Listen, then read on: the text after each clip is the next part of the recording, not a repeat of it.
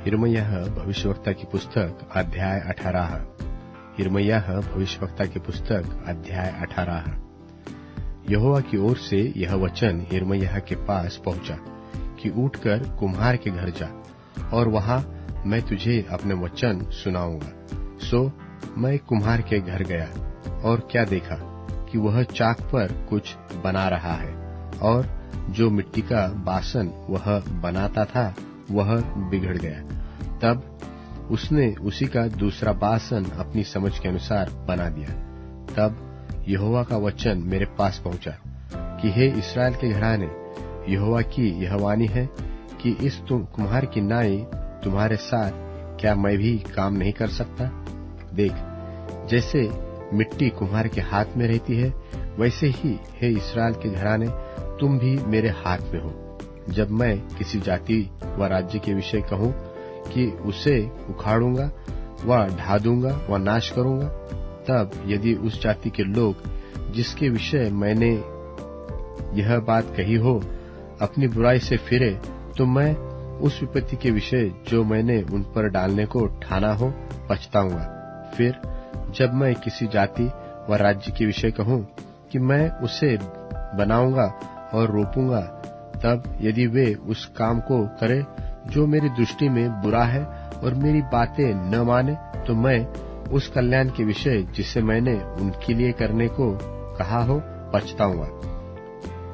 अब तू यहूदा और यरूशलेम के निवासियों से यह कह कि यहोवा यो कहता है कि देखो, मैं तुम्हारी हानि की युक्ति और तुम्हारे विरुद्ध कल्पना कर रहा हूँ। इसलिए तुम अपने अपने बुरे मार्ग से फिर जाओ और अपना अपना चाल चलन और काम सुधारो। परंतु वे कहते हैं कि ऐसा होने की आशा नहीं, हम तो अपनी ही कल्पनाओं के अनुसार चलेंगे और अपने बुरे मन के हठ पर बने रहेंगे। इस कारण मैं यहोवा यो कहता हूँ कि अन्य जातियों से पूछ कि ऐसी बातें क्या कभी किसी ने सुनी है? क्या ऐसी बातें कभी किसी के सुनने में आई है? इस्राएल की कुमारी ने जो काम किया है, उसके सुनने से रोम रोम खड़े हो जाते हैं। क्या लबानोन का हिम जो चट्टान पर से मैदान में बहता है बंद हो सकता है? क्या वह ठंडा जल जो दूर से बहता है कभी सूख सकता है? मेरी प्रजा तो मुझे भूल गई है और निकम्मी वस्तुओं के लिए धूप जलाती है, और उन्होंने उनके प्राचीन काल के मार्गों में ठोकर खिलाकर उन्हें पगडंडियों और बेहड़ मार्गों में चलाया है, ताकि उनका देश उजड़ जाए और लोग उस पर सदा ताली बजाते रहे। जो कोई उसके पास से चले वह चकित होगा और सिर हिलाएगा। मैं उनको पुरवाई से उड़ाकर शत्रु के सामने से तितर-बितर कर दूंगा। मैं उनकी विपत्ति के दिन उनको मुंह नहीं परंतु पीठ दिखाऊंगा। तब वे कहने लगे, चलो यिर्मयाह के विरुद्ध युक्ति करें, क्योंकि न याजक से व्यवस्था, न ज्ञानी से सम्मति, न भविष्यवक्ता से वचन दूर हो जाएंगे। तो आओ हम उसकी कोई बात पकड़कर उसको नाश कराए और फिर उसकी किसी बात पर ध्यान न दे। हे यहोवा, मेरी ओर ध्यान दे, और जो लोग मेरे साथ झगड़ते हैं उनकी बातें सुन। क्या भलाई के बदले में बुराई का व्यवहार किया जाए? तू इस बात का स्मरण कर कि मैं उनकी भलाई के लिए तेरे सामने प्रार्थना करने को खड़ा हुआ, जिससे तेरी जलजलाहट उन पर से उतर जाए। और अब उन्हीं ने मेरे प्राण लेने के लिए गड्ढा खोदा है, इसलिए उनके लड़के बालों को भूख से मरने दे। वे तलवार से कट मरे और उनकी स्त्रियां निर्वंश और विधवा हो जाए, और उनके पुरुष मरी से मरे और जवान लड़ाई में तलवार से मारे जाए। जब तू उन पर अचानक शत्रुदल चढ़ाएगा, तब उनके घरों से चिल्लाहट सुनाई दे, क्योंकि उन्होंने मेरे लिए गड्ढा खोदा और मेरे फंसाने को फंदे लगाए हैं। हे यहोवा, तू तो उनकी सब युक्तियां जानता है जो मेरी मृत्यु के लिए करते हैं। इस कारण तू उनके इस अधर्म को न ढांप और उनके पाप को अपने सामने से मिटा। वे तेरे देखते ही ठोकर खाकर गिर जाए, तू क्रोध में आकर उनसे इसी प्रकार का व्यवहार कर। यिर्मयाह भविष्यवक्ता की पुस्तक अध्याय 19। यिर्मयाह अध्याय 19। यहोवा ने यो कहा है कि तू जाकर कुम्हार की बनाई हुई मिट्टी की एक सुराही मोल ले और प्रजा के पुरनियों में से और याजकों के पुरनियों में से भी बहुतों को साथ लेकर हिम्मोनियों की तराई में उस फाटक के निकट चला जा जहां ठिकरे फेंक दिए जाते हैं, और जो वचन मैं कहूं उसे वहां प्रचार कर। तू यह कहना कि हे यहूदा के राजाओं और यरूशलेम के सब निवासियों, यहोवा का वचन सुनो। इस्राएल का परमेश्वर, सेनाओं का यहोवा यो कहता है कि मैं इस स्थान पर ऐसी विपत्ति डालना चाहता हूं कि जो कोई उसका समाचार सुने उस पर सन्नाटा छा जाए, क्योंकि यहाँ के लोगों ने मुझे त्याग दिया और इस स्थान को पराया कर दिया है, और इसमें दूसरे देवताओं के लिए, जिनको न तो वे जानते हैं और न उनके पुरखा व यहूदा के पुराने राजा जानते थे, धूप जलाया है और इस स्थान को निर्दोष के लोहू से भर दिया है, और बाल देवता की पूजा के ऊंचे स्थानों को बनाकर अपने लड़के बालों को बाल देवता के लिए होम कर दिया है।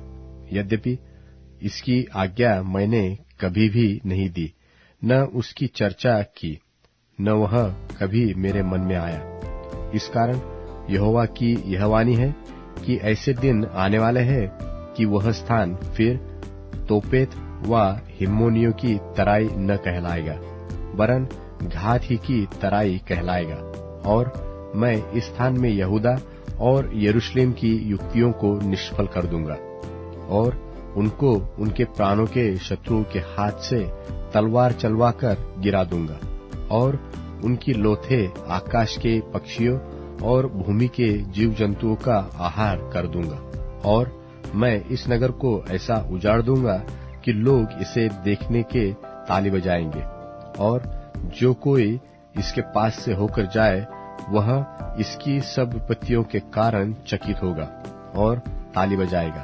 और घिर जाने और उस सकेती के समय जिसमें उनके प्राण के शत्रु इनको डाल देंगे, मैं उनको उनके बेटे बेटियों का मांस खिलाऊंगा और एक दूसरे का भी मांस खिलाऊंगा। तब तू उस सुराही को उन मनुष्यों के सामने जो तेरे संग जाएंगे तोड़ देना, और उनसे कहना कि सेनाओं का यहोवा यो कहता है कि जिस प्रकार यह मिट्टी का बासन जो टूट गया और फिर बनाया न जाएगा, इसी प्रकार मैं इस देश के लोगों को और इन नगर को तोड़ डालूंगा, और तोपेत नाम तराई में इतनी कब्रें होगी कि कब्र के लिए और स्थान न रहेगा। यहोवा की यह वाणी है कि मैं इस स्थान और इसके रहने वालों के साथ ऐसा ही काम करूंगा।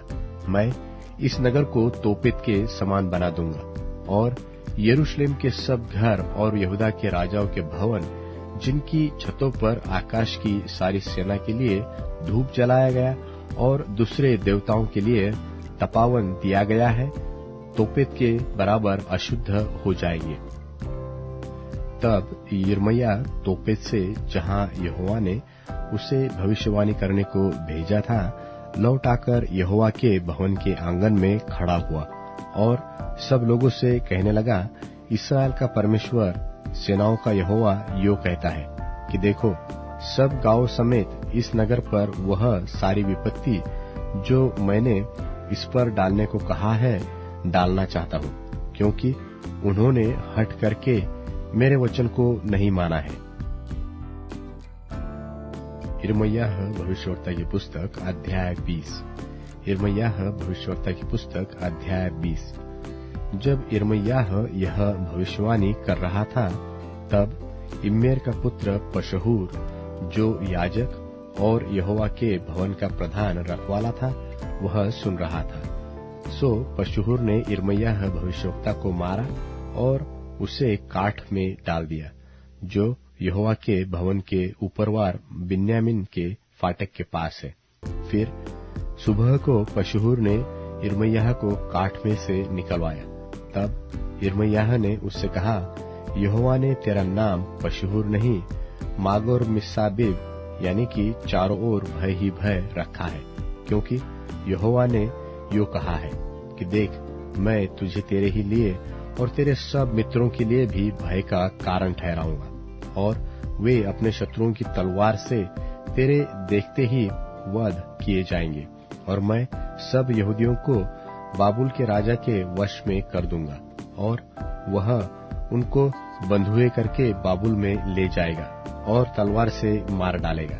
फिर मैं इस नगर के सारे धन को और इसमें की कमाई और इसमें की सब अनमोल वस्तुएं और यहूदा के राजाओं का जितना रखा हुआ धन है, उन सबको उनके शत्रुओं के वश में कर दूंगा, और वे उसको लूटकर अपना कर लेंगे और बाबुल में ले जाएंगे।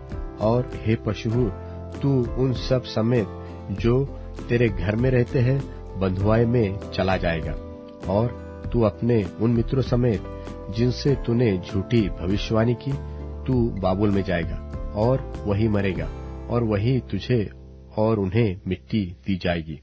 हे यहोवा, तूने मुझे धोखा दिया और मैंने धोखा खाया। तू मुझसे बलवंत है, इस कारण तू मुझ पर प्रबल हो गया। दिन भर मेरी हंसी होती रही है और सब कोई मुझसे ठट्ठा करते हैं, क्योंकि जब मैं बातें करता हूँ तब जोर से पुकार पुकार कर ललकारता हूँ कि उपद्रव और उत्पात हुआ है। हाँ, उत्पात, क्योंकि यहोवा का वचन दिन भर मेरे लिए निंदा और ठट्ठा का कारण होता है। और यदि मैं कहूँ कि मैं उसकी चर्चा न करूँगा, न उसके नाम से बोलूँगा, तो मेरे हृदय की ऐसी दशा होगी कि मानो मेरी हड्डियों में धधकती हुई आग है, और मैं अपने को रोकते रोकते थक गया और मुझसे सहा नहीं जाता।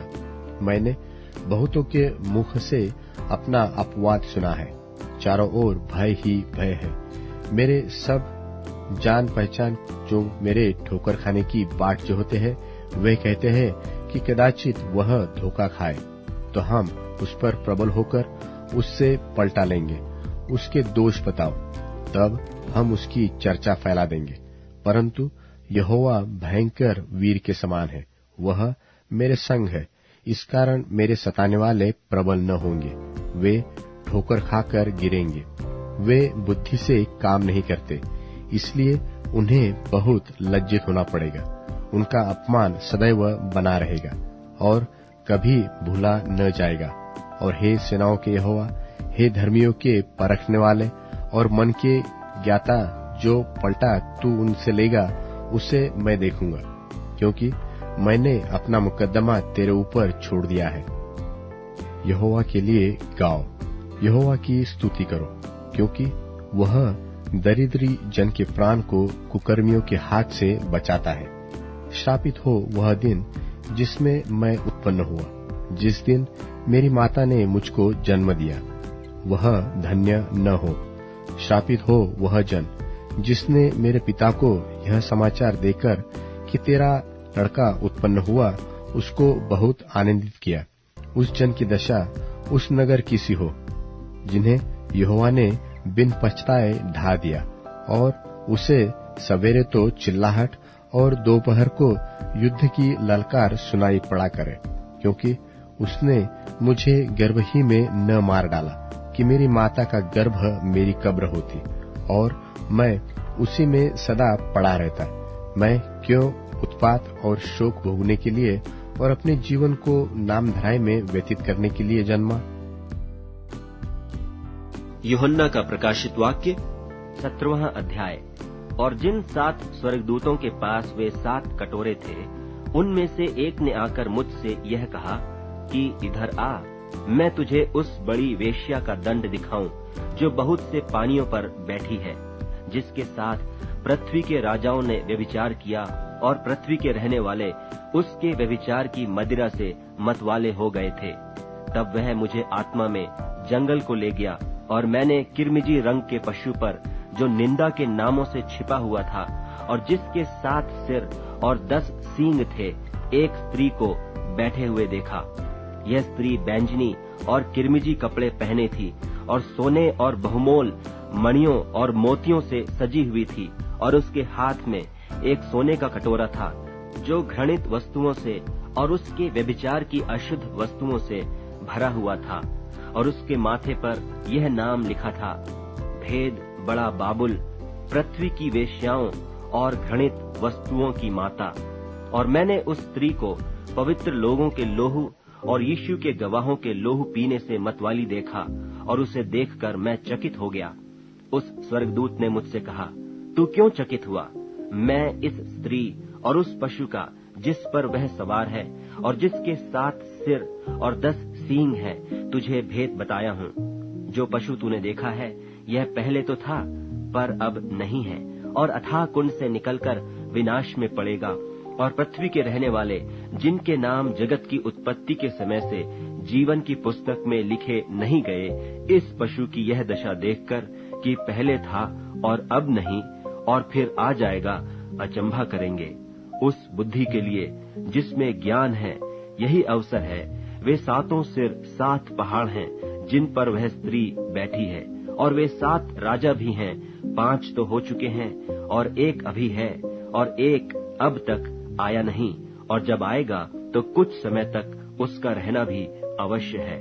और जो पशु पहले था और अब नहीं, वह आप 8वां है, और उन 7 में से उत्पन्न हुआ और विनाश में पड़ेगा। और जो 10 सींग तूने देखे वे 10 राजा हैं, जिन्होंने अब तक राज्य नहीं पाया, पर उस पशु के साथ घड़ी भर के लिए राजाओं का सा अधिकार पाएंगे। ये सब एक मन होंगे, और वे अपनी अपनी सामर्थ और अधिकार उस पशु को देंगे। ये मेमने से लड़ेंगे, और मेमना उन पर जय पाएगा, क्योंकि वह प्रभुओं का प्रभु और राजाओं का राजा है। और जो बुलाए हुए और चुने हुए और विश्वासी उसके साथ हैं, वे भी जय पाएंगे। फिर उसने मुझसे कहा कि जो पानी तूने देखे जिन पर वेश्या बैठी है, वे लोग और भीड़ और जातियां और भाषा हैं। और जो 10 सींग तूने देखे वे और पशु उस वेश्या से बैर रखेंगे, और उसे लाचार और नंगी कर देंगे, और उसका मांस खा जाएंगे, और उसे आग में जला देंगे, क्योंकि परमेश्वर उनके मन में यह डालेगा कि वे उसकी मनसा पूरी करें।